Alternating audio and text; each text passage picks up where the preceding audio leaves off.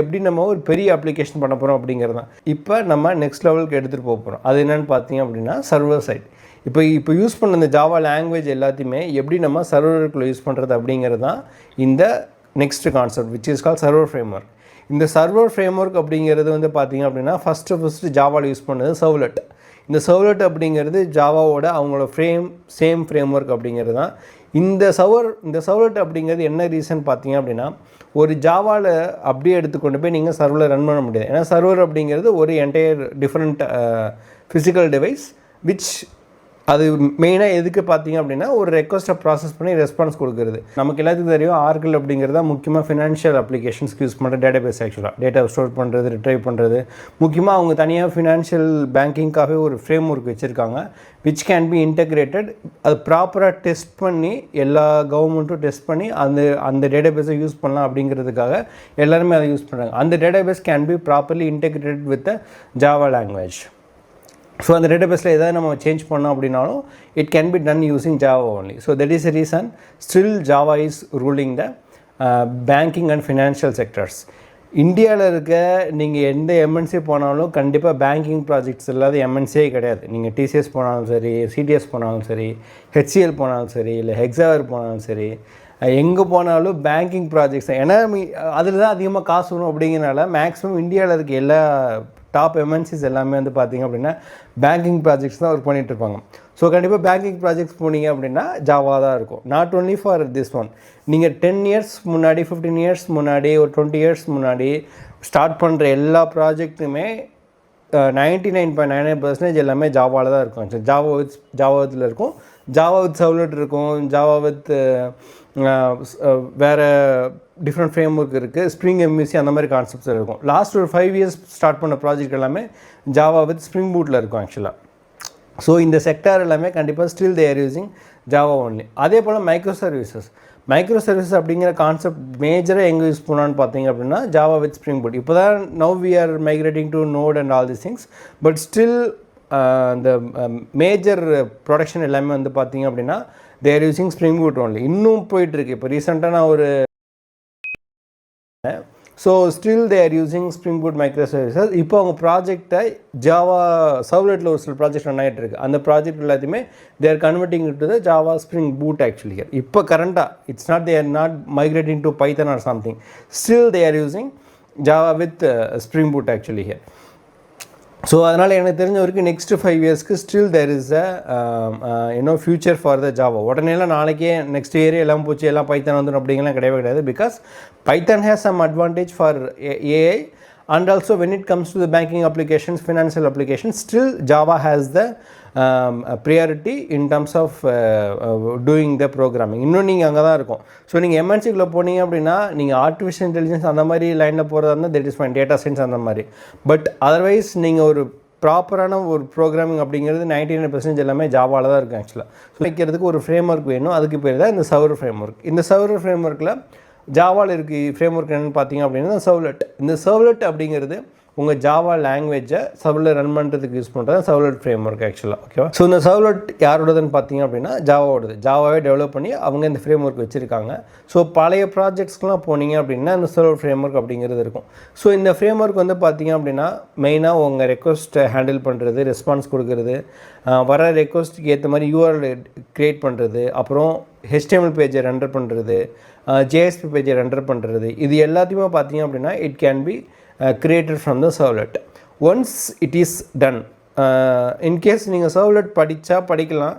But மேஜராக நீங்கள் servlet at least பேசிக்கை படிக்கிறது ரொம்ப இம்பார்ட்டண்ட். பிகாஸ் நீங்கள் டைரெக்டாக ஸ்ப்ரிங் பூட் போகலாம். பட் ஹவவர் நீங்கள் கொஸ்டின்ஸ்லாம் வந்து பார்த்தீங்க அப்படின்னா still they are asking some basics from the servlet. அதே போல் இன்னொரு கான்செப்ட் இருக்குது. அது என்னென்னு பார்த்தீங்க அப்படின்னா JSP, ஜாவா சர்வர் பேஜஸ். இதுவுமே இப்போ ரீசெண்டாக யூஸ் பண்ணுறது இல்லை. ஆனால் ஸ்டில் ஒரு சில ப்ராஜெக்ட்ஸில் இன்னும் still they are using actually here. So அந்த மாதிரி இடத்துக்கு நீங்கள் இன்டர்வியூ போகும்போது definitely they will ask you questions from the JSP as well. So JSP அப்படிங்கிறது ஜாவா சர்வர் பேஜஸ். இதில் ஒரு 3 டிஃப்ரெண்ட்டான டேக் இருக்கும். அது servlet, scriptlet tag, expression tag, அப்புறம் வந்துட்டு இன்னொன்று we should be able to understand.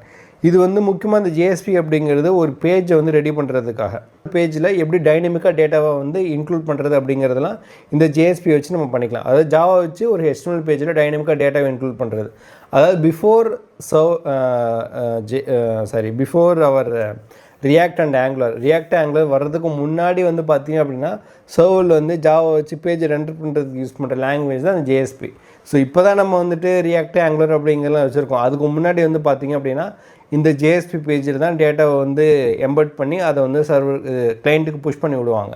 So now only we are having a React and Angular which is not usable. Old projects எல்லாத்தையும் still they are using JSP actually. So அந்த மாதிரி ப்ராஜெக்ட்ஸ்க்கு நிறையா இருக்குது. So அந்த ப்ராஜெக்ட்ஸ்லாம் போனீங்க அப்படின்னா கண்டிப்பாக இந்த ஜேஎஸ்பி தான் யூஸ் பண்ணுற மாதிரி இருக்கும் ஆக்சுவலாக.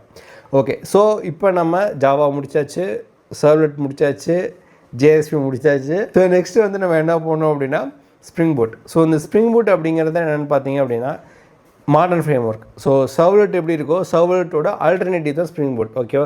ஸோ டோன்ட் கன்ஃபியூஸ் வித் என்ன திடீர்னு சர்வ்லெட் இருக்குது, திடீர்னு ஸ்ப்ரிங் பூட் இருக்குது. ஸோ ஒரே ப்ராஜெக்ட்லேயே சர்வ்லெட்டு ஸ்ப்ரிங் பூட் யூஸ் பண்ண மாட்டாங்க. ஸோ இன்டர்னலாக Spring Boot also using the servlet. ஓகேவா? சர்வ்லெட்டை வச்சு தான் ஸ்ப்ரிங் பூட் டெவலப் பண்ணியிருக்காங்க. ஸோ இன்டர்னலாக அவங்க யூஸ் பண்ணுறாங்க. பட் ஸ்ப்ரிங் பூட்டோட அட்வான்டேஜ் என்னென்னு பார்த்தீங்க அப்படின்னா it has annotations. It is easy to understand, easy to learn, as well is easy to implement. எல்லாமே ரொம்ப ஈஸியாக இருக்கும். உங்களுக்கு அந்த அனோட்டேஷன்ஸ் யூஸ் பண்ணணும், அதை எங்கெங்கே எப்படி யூஸ் பண்ணணும், எப்படி நீங்கள் கண்ட்ரோலர் MVC ஆர்கிடெக்சரை க்ரியேட் பண்ணுறது, அதே போல் JSON ரெஸ்பான்ஸ் க்ரியேட் பண்ணுறது, எரர் ஹேண்டில் பண்ணுறது, டேட்டாபேஸோட கனெக்ட் பண்ணுறது, ஒரு மைக்ரோ சர்வீஸ் ஆர்கிடெக்சர் க்ரியேட் பண்ணுறது, இது எல்லாமே பை டிஃபால்ட்டாக it is available in the spring boot it self. Only thing is நீங்கள் ப்ராப்பராக ப்ராஜெக்ட் க்ரியேட் பண்ணிவிட்டு அதில் ப்ராப்பராக டிஃப்ரென்சஸ்லாம் ஆட் பண்ணிவிட்டு if you can able to handle this scenario, definitely you can able to create the project flawlessly. So இதான் advantage of Spring Boot. நீங்கள் அந்த Eclipse இதில் இந்த நீங்கள் சர்வ்லெட் ப்ராஜெக்ட்லாம் க்ரியேட் பண்ணிங்க அப்படின்னா அதை ரன் பண்ணுறதுக்கே ரொம்ப கஷ்டமாக இருக்கும். பட் ஸ்ப்ரிங் பூட்டில் அப்படிலாம் இல்லை. they have done all the necessary configuration. only thing is நம்ம ப்ராஜெக்ட் க்ரியேட் பண்ணி அதில் நெசசரி டிஃப்ரென்சஸ் ஆட் பண்ணிட்டீங்க அப்படின்னா அதுவே எல்லாத்தையும் எடுத்துகிட்டு வந்துட்டு உங்களுக்கு ப்ராஜெக்டை செட்டப் பண்ணி கொடுத்துரும். நம்ம ரன் பண்ணி விட்டு ஜஸ்ட் நம்ம ஹிட் பண்ணோம் அப்படின்னா உடனே ரெஸ்பான்ஸ் வந்துடும். It is very easy to learn and easy to implement and as well as easy to executes also. Deployment பண்ணுறது ரொம்ப ஈஸியாக இருக்கும், ரொம்ப கஷ்டமாகவே இருக்காது ஆக்சுவலாக. ஸோ பட் அதை வந்து அதில் என்னென்ன கான்செப்ட்ஸ்லாம் இருக்குது ரொம்ப டெப்த்தாக போகும்போது it will help you to understand all this things. Okay, இப்போ இந்த ஸ்ப்ரிங் பூட்டுக்கு இப்போ நம்ம கடைசியாக பேசியிருக்கிறது ஸ்ப்ரிங் பூட். ஸ்ப்ரிங் பூட்டில் என்ன பண்ணிக்கணும்னு பார்த்தோம். இப்போ நீங்கள் ஃபஸ்ட்டு கேட்கலாம், நம்ம ஃபஸ்ட்டு ஆரம்பித்தது கோர் ஜாவாவில் ஸ்டார்ட் பண்ணோம். இந்த ஸ்ப்ரிங் பூட்டுக்கும் கோர் ஜாவுக்கும் என்ன சம்மந்தம் அப்படின்னா இதே கொஸ்டின்ஸ் தான். இப்போ நீங்கள் காலேஜில் இருக்க மேக்ஸுக்கும் நீங்கள் ஃபஸ்ட் ஸ்டாண்டர்டில் படிச்சிருக்க மேக்ஸுக்கும் என்ன டிஃப்ரென்ஸ் அப்படின்னா ஒன்றும் கிடையாது. இங்கே இருக்க அந்த அடிஷன் சப்ட்ராக்ஷன் தான் எடுத்துகிட்டு வந்து நம்ம இங்கே அப்ளை பண்ணுறோம். அஃப்கோர்ஸ் அதில் பித்தாகரஸ் தியரம் இருக்கும், மற்ற தியரம்லாம் என்னென்னமோ நிறையா இருக்கும். பட் பேசிக் அப்படிங்கிறது இந்த இதுதான். ஸோ அதே போல் ஸ்ப்ரிங் பூட் அப்ளிகேஷன் எதுவாக இருந்தாலுமே நம்ம கோடிங் அப்படிங்கிறது ஸ்டார்ட் பண்ணிட்டோம் அப்படின்னா definitely it comes from core Java only. Core Java நம்ம படித்த அந்த collections, arrays, variable declaration, collections, அப்புறம் எக்ஸப்ஷன் மேனேஜ்மெண்ட், டேட்டாபேஸ் கனெக்ஷன்ஸ், இது எல்லாமே அப்படியே இந்த கான்செப்ட்ஸ் எல்லாமே நம்ம ஸ்ப்ரிங் பூட்டில் அப்படியே தான் யூஸ் பண்ணுவோம். ஒன்லி திங் இஸ் அதில் இருக்க ஃப்ரேம் ஒர்க் சின்ன கான்செப்ட்ஸ் யூஸ் பண்ணி we can able to create a server side endpoints. But however இன்டர்னலாக நம்ம யூஸ் பண்ணுறது எல்லாமே வந்து பார்த்திங்க அப்படின்னா கோர் ஜாவாவில் என்ன படித்தோமோ எல்லாமே அப்படியே அங்கே இருக்கும் ஆக்சுவலாக. ஓகேவா? ஸோ இதில் வந்து எந்த கான்செப்ட்ஸுமே டிஃப்ரெண்ட்டாக இருக்காது. ஸோ இது எல்லாத்தையும் படிச்சிங்க அப்படின்னா டெஃபினெட்லி யூ கேன் பிகம் ஜாவாவிலேருந்து ஒரு பிகினராக இருந்து ஒரு இன்டர்மீடியேட் ஆகிறதுக்கான ஒரு ஸ்டெப்ஸ். இங்கேருந்து அடுத்து எங்கே போகிறது அப்படிங்கிறத நம்ம அடுத்த வீடியோவில் பார்ப்போம்.